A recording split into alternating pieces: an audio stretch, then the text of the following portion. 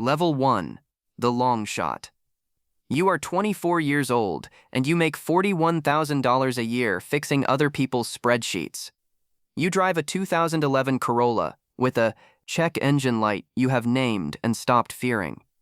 You split rent with a roommate who leaves dishes in the sink like evidence. Your dating profile has 4 photos, and one of them is you holding a fish you did not catch. Then she matches with you. You assume it is a bot. Faces like hers belong on billboards, not on apps, and never pointed at you. You type and delete your opener 11 times. She replies in 4 minutes. The first date is coffee that becomes 6 hours. You had budgeted for 1 latte and an apology. You end up splitting a slice of cake with 2 forks while the staff stacks chairs around you. She laughs at the joke your friends retired years ago. When she touches your arm, the room quietly rearranges itself around your table. Strangers look. You notice them noticing. You stand straighter than you have ever stood. She takes you to a pasta place with plastic menus, $12 a plate, and eats like the food matters more than the lighting. You will remember this restaurant longer than you remember most people. She steals your gray hoodie the 3rd night she stays over. She leaves a purple toothbrush in your bathroom cup without asking. Small flags planted in your territory. You do not mind. You are a country that wants to be claimed. At the end of the first month, she posts a photo. 2 coffee cups on your kitchen table, morning light, a single white heart for a caption. You are not in the frame. You tell yourself the cups are the point, that you are the second cup, that everyone will just know. That night, her phone chimes while she sleeps against your shoulder. A soft, bright ping, like sunlight hitting glass. It chimes again, then again. You don't notice the first shadow. Level 2. The boyfriend. You are 25, and it is official. She changes your contact name to something with a heart in it. She introduces you at a rooftop party as hers, and 4 men you have never met recalibrate their faces in real time. This is the era of borrowed light. You walk into rooms differently because she is on your arm. Bartenders find you faster. Old classmates message you. Out of nowhere, saw you too, congrats man. And you can hear the question underneath the congratulations.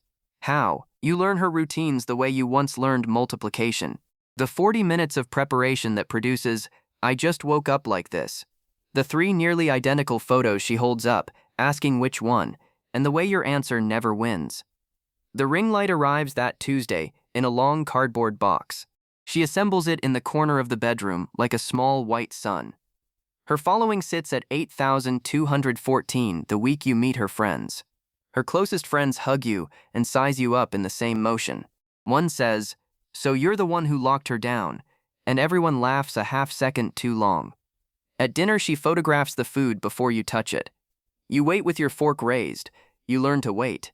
You learn the side of her face she gives to cameras, the exact tilt of her chin, the difference between a real smile and a deliverable one.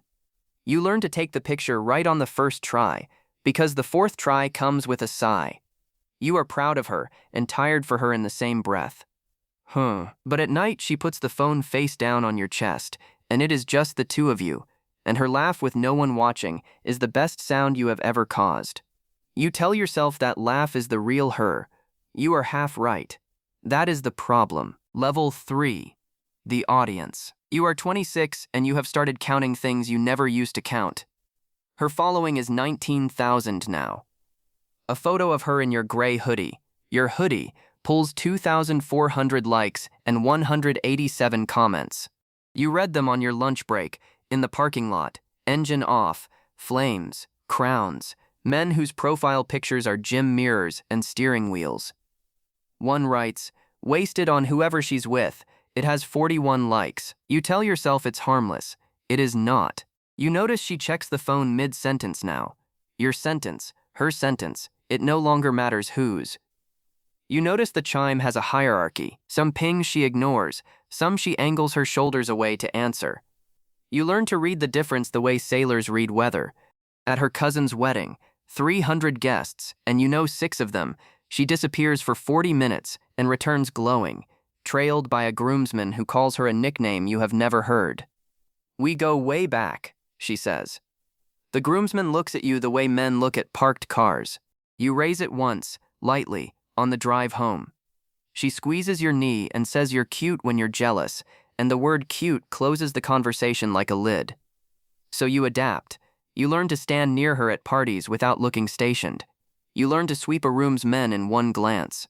You learn to smile at the photographer friend who texts her at 11 p.m. about golden hour. You tell yourself confidence is attractive. You tell yourself trust is a decision. You list the reasons you are lucky. In daylight, the list mostly works. Attention is a currency. You are in love with someone who never learned to save. At night, her phone charges face down on her side of the bed, brightness leaking around the edges like light under a locked door. You live in every room of her life, and somehow out of frame. Level 4, the Rationalizer. You are 27 and fluent in a language you never meant to learn. He's a photographer. It's professional. He's her trainer. That's literally his job. That's just how she talks to everyone. He's basically a brother. Her following is 43,000. 2 skincare brands pay her now, and a swimwear company sends a box every month. The account has become a small machine, and you are its unpaid staff, lighting crew, quality control, security in the comments you pretend not to read. Your best friend asks, over $6 beers, whether you're good. You say you're great. He looks at you 1 second too long and lets it go. The words you didn't say ride home in the car with you. You tell yourself the attention is for her, not from her, that she cannot help what 43,000 strangers do. But you have watched her post at 9 p.m. on a Friday and then leave the room without leaving the couch, refreshing, lit blue from below, watching a number climb while your movie plays to no one. Nobody makes her do that. Reality keeps answering the question you keep declining to ask. She promises Saturdays will be just for the two of you. Saturdays last a month. You develop a new skill, editing yourself in real time. You draft the sentence, "Who is he?" and publish the sentence, "How was your day?" The gap between the two is where you live now. It has furniture. You are getting comfortable there, and that comfort should frighten you more than it does. She is yours inside the apartment, and everyone's the moment the door opens. You start preferring the apartment. You start suggesting nights in, and you tell yourself it's coziness, and you know it's containment, and you hate the man who knows it. You cannot compete with a crowd. The crowd always has one more man. Level 5, the Detective. You are 28 the night you become someone you don't respect. Her phone, unlocked on the counter while the shower runs. 14 seconds, that is all it takes. A thread with the groomsman from the wedding, his message, "You miss me yet?" Her reply is only a laughing face. Not an affair, something quieter and almost worse, a door held open on purpose. Your pulse moves into your ears, the air tastes faintly metallic. Your hands go steady the way hands go steady in emergencies. You put the phone back exactly as it was, screen down, charging cable at the same angle, and you say nothing for 9 days. Instead, you enroll in a private university of her. You study the active 2M ago, at 1 a.m. You study gym sessions that run long, and captions posted from restaurants you weren't told about. You know the first names of 6 men you have never met. You could pick their trucks out of a lineup. You reread old conversations like a scholar of a dead language, hunting for the sentence where it turned. The worst part is the relief. When she texts back fast, when the active now is because of you, your whole chest unclenches like a fist that forgot it was won. You mistake that relief for love. It is not love. It is the machine, paying out. You decide to trust her. Your stomach does not. You sleep in shifts now, waking at 2 a.m. to a dark ceiling and one bright question. In the morning, she kisses your jaw and asks what you want for breakfast, and the whole file of evidence dissolves like sugar, and you feel insane for having compiled it. Suspicion is a full-time job that pays in insomnia. You take the job anyway. You tell yourself it's temporary. You both know how that goes. Level 6, the Negotiator. You are 29 the night you finally say it. Kitchen, voice lower than the one you rehearsed. You lay it out, the thread, the nickname, the door held open, and you watch her face move through surprise, injury, and grief in an order too smooth to be improvised. She cries. She deletes the thread while you watch. She says the word insecure softly, like a diagnosis she forgives you for. Then she folds into your chest and says you are the only one who matters, and your body believes her before you can object. 2 golden weeks follow. Phone face down. Saturday's yours. The girl from the $12 pasta place walks around your apartment, like she never left. You catch yourself thinking the hard part is over. Then the drift resumes, 1 degree at a time. A new name appears, a founder this time, a networking thing. The warmth returns just often enough to keep you seated at the table. Every slot machine on Earth is built on this exact schedule. You put in another month, then another. She says you are the only one who matters.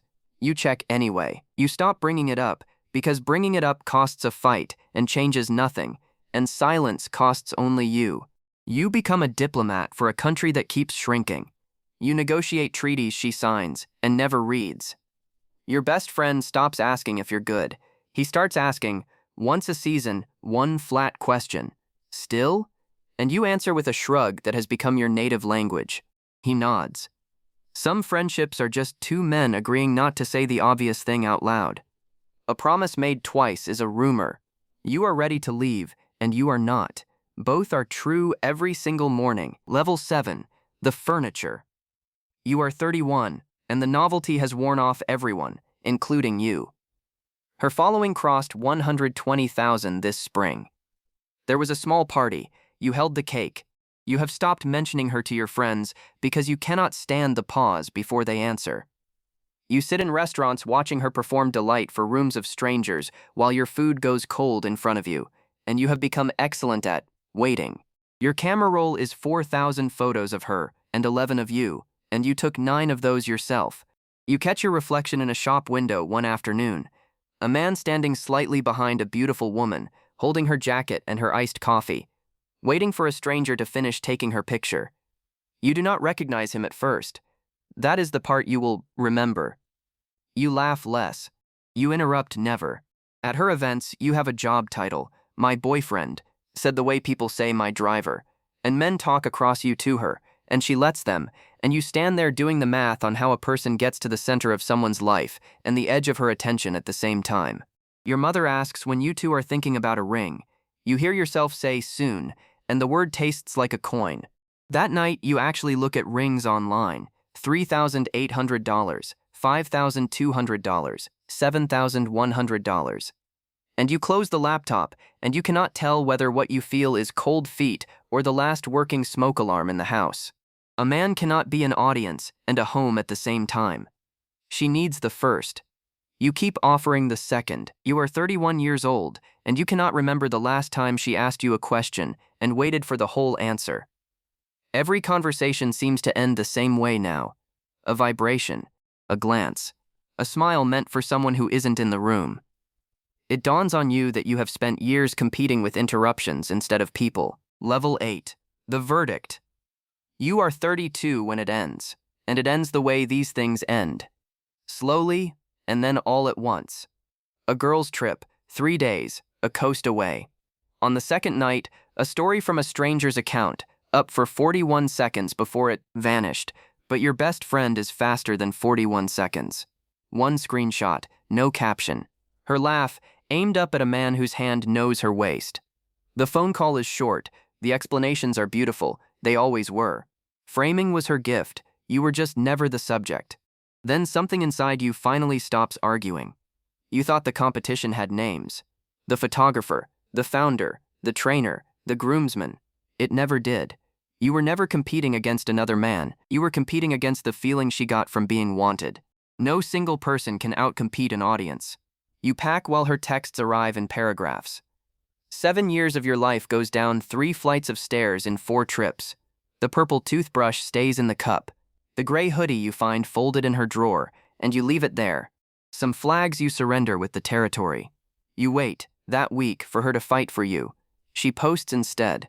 A sunset, caption about growth, 9,000 likes by morning. You are 32, sleeping on a friend's couch, and the quiet is so complete, you can hear your own pulse. No chime. No small white sun in the corner. No audience. Just you. Whoever that turns out to be. Level 9. The rebuild. You are 33, and the work is unglamorous on purpose. Therapy on Tuesdays, $110 a session, where a calm woman teaches you the term intermittent reinforcement, and you laugh once, badly, because there was a word for it the whole time. A slot machine with perfect skin. You were never crazy, you were conditioned. You cook now, you lift for nobody's camera. You go 14 months without a date and discover, to your surprise, that a life can be quietly yours. Then, in the spring you turn 34, your father's heart stumbles on an ordinary Tuesday. 4 days in a cardiac ward.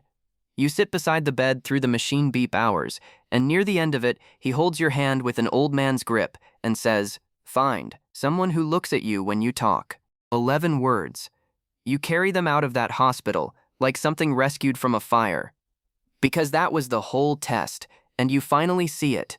Not beauty, not loyalty, even presence. You spent 7 years auditioning for a woman who was watching the crowd behind you. Grief is clarity with terrible timing. You are still here. You are still you. It turns out that was never guaranteed. Level 10, the whole man. You are 36.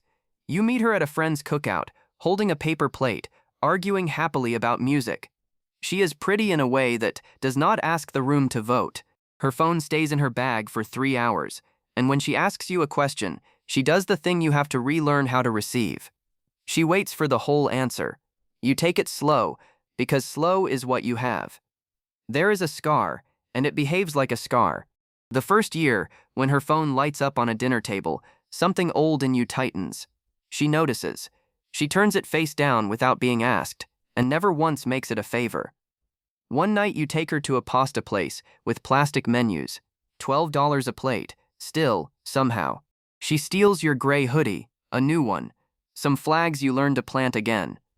Her toothbrush arrives in your cup because you offered, not because you discovered it.